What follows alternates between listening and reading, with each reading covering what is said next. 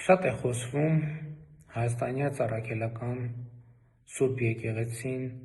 քաղաքականության մեջ ներքաշելու և հենց եկեղեցու կողմից քաղաքական գործունեություն ծավալելու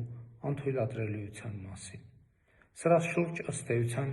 Հայաստանի հանրության շրջանում կա ըմբռնում, եթե չասենք կոնսենսուս կամ կոնսենսուս մինուս մի քանիսը,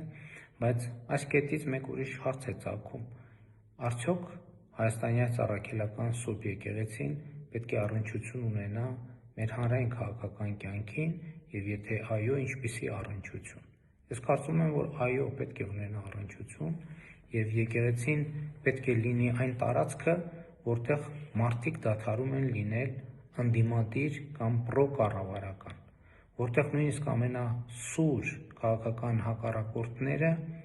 եկեղեցու տարածքում, հայաստանյաց առաքելական եկեղեցու տարածքում մի կողմ են դնում իրենց հակասությունները և կարող են կողք կողքի լինել մեր ազգային եկեղեցական տոների ժամանակ, կողք կողքի մասնակցել պատարագի, կողք կողքի աղոթք հղել առ Աստված, իրար հետ կողք կողքի հաղորդություն ընդունել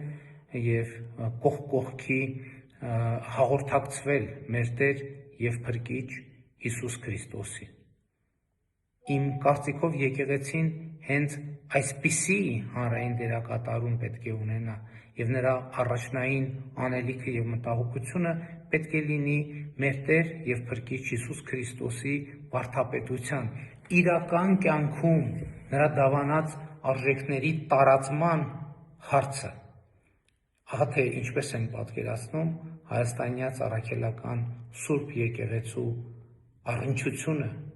մեր հանրային քաղաքական կյանքին։